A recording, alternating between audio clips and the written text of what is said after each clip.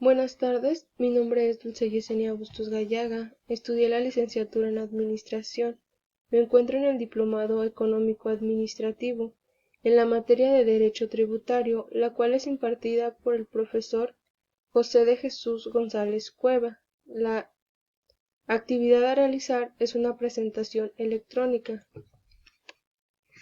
En esta presentación hablaremos del tema el Derecho Administrativo Tributario y sus 9 subtemas, los cuales son los ingresos ordinarios del Estado, los impuestos, las aportaciones al Seguro Social, las contribuciones de mejora, los aprovechamientos, los derechos, los productos y los accesorios de las contribuciones. En el derecho administrativo tributario nos encontramos que se encuentran una relación o tienen una obligación fiscal los sujetos activo y el sujeto pasivo. En el sujeto activo podemos encontrar al Estado, mientras que en el sujeto pasivo podemos encontrar a la persona física o a la persona moral. Una persona física es un individuo. Un ejemplo sería Juan Carlos López Sánchez, mientras que la persona moral se distingue por su denominación o razón social. El claro ejemplo, Administración de México S.A.de.C.V. Las contribuciones, según el Código Fiscal de la Federación, se establecen como impuestos, aportaciones de seguridad social, contribuciones de mejora y derechos. Los ingresos de derecho público son los aprovechamientos y los ingresos de derecho privado son los productos. Derecho fiscal o tributario.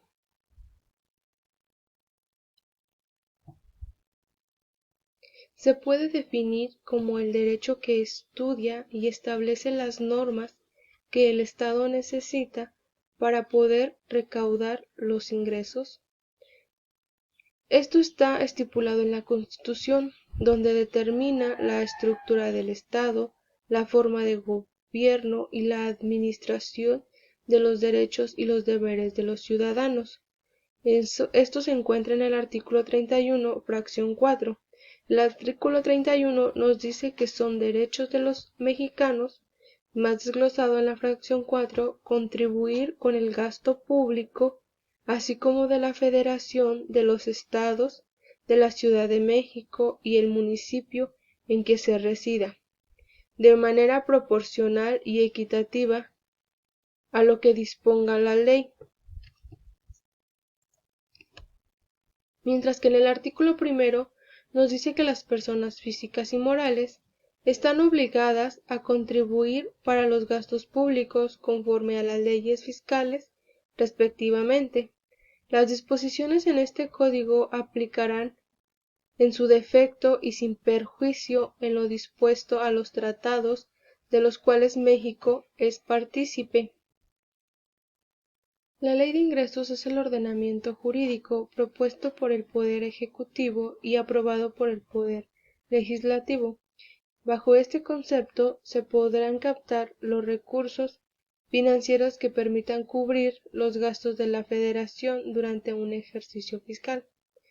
Los ingresos públicos se dividen en dos grandes rubros, como lo son los ingresos ordinarios del Estado y los ingresos extraordinarios. Los ingresos ordinarios del Estado. Estos son los recaudados en forma regular por el Estado, tales como los impuestos, los derechos, los ingresos por la venta de bienes y los servicios de los organismos y empresas paraestatales. Esta ley es la que rige la cantidad de recursos de los cuales el Estado puede disponer en un año fiscal, de acuerdo a los objetivos plasmados, como lo son la reducción de la pobreza y el desarrollo económico, los cuales se encuentran plasmados en el Plan de Egresos de la Federación.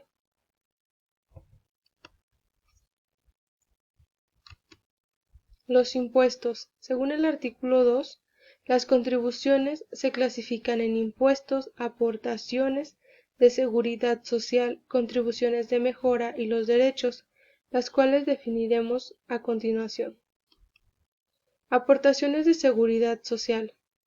Estas son las contribuciones establecidas en la ley, a cargo de personas que son sustituidas por el Estado en el cumplimiento de las obligaciones. Son las personas que se benefician en forma especial por servicios de seguridad social proporcionadas por el Estado, mientras que las contribuciones especiales o de mejora son las inversiones que el Estado realiza con ciertas regiones con la finalidad de uso público, pero que proporcionan ventajas especiales a las particulares que son propietarios de bienes inmuebles, ya que se utilizan de estos bienes se generan las contribuciones especiales correspondientes. Al hablar del derecho, hacemos referencia a las contribuciones que la ley establece por el uso del aprovechamiento de bienes de dominio público de la nación, excepto cuando son prestados por organismos descentralizados u órganos descentrados, y en este último, cuando se trata de contraprestaciones que no se encuentran previstas en la Ley de la Federación de Derechos. Los aprovechamientos corresponden a los ingresos que percibe el Estado por función de dominio público, distintos a las contribuciones de ingresos derivados del financiamiento y que se obtienen de los órganos descentralizados y las empresas de participación estatal. Los productos, estos son definidos por el SAT como las contraprestaciones por servicios que presta el Estado en su función de derecho privado, así como por su uso, aprovechamiento o enajenación de bienes de dominio privado, es decir, cuando los servicios no corresponden al derecho público. Algún ejemplo podría ser cuando el Estado solicita del particular la venta de un bien de su propiedad y se le pide condiciones de enajenación. Ahora bien, hablaremos de los accesorios de las contribuciones, las cuales se presentan por una violación en la economía, un incumplimiento en los pagos de las contribuciones. Los accesorios existen porque se incumple con el pago en tiempo y en forma del contribuyente.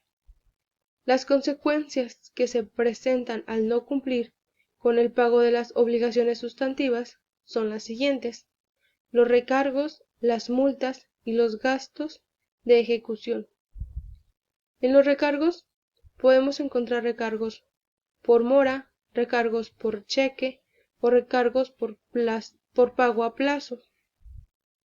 En los recargos por mora, la base es mensual y es del 1.13% del saldo insoluto del crédito fiscal, mientras que en los recargos por plazo a pagos nos menciona que esto no deberá de exceder a 36 mensualidades, es decir, a 3 años, y para que exista esto se deberá de realizar una petición en la página del SAT, en la cual lleve el pedimento de pago a plazos.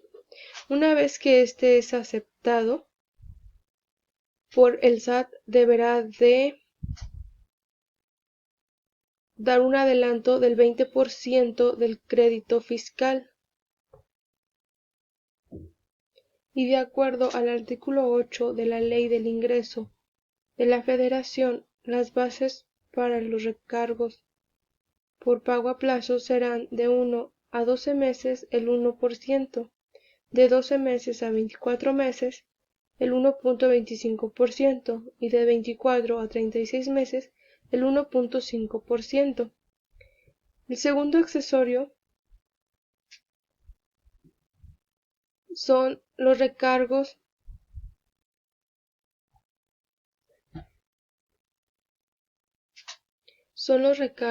por cheque, los cuales se causan o causarán un 20% del crédito fiscal, y estos son o se presentan debido a que el contribuyente presenta su pago con cheques que no se pueden cobrar. Ahora hablaremos de las multas, las cuales son fijadas en mínimos y máximos. Los requisitos para que exista una multa es que ésta debe estar por escrito, debe tener la fecha y debe estar fundamentada. Y su fijación es correspondiente a pesos o a porcentajes del crédito fiscal. El tercer accesorio son los gastos de ejecución, los cuales se presentan cuando se emplea el cobro coactivo del crédito fiscal, y la base para este accesorio es del 2% del crédito fiscal. Además de que los gastos de ejecución se llevan cuando hay una enajenación o un embargo. El orden preferente de presentar los cobros de los accesorios, según el artículo 20 del Código Fiscal de la Federación, son primero los gastos de ejecución, por segundo los recargos y por último las multas. En el artículo 20 nos habla de que las contribuciones y sus accesorios se causarán y se pagarán en moneda nacional, y los pagos que deban efectuarse en el extranjero se podrán realizar en la moneda del país del que se trate. Por mi parte es todo, gracias por su atención, espero que la presentación haya sido de su agrado.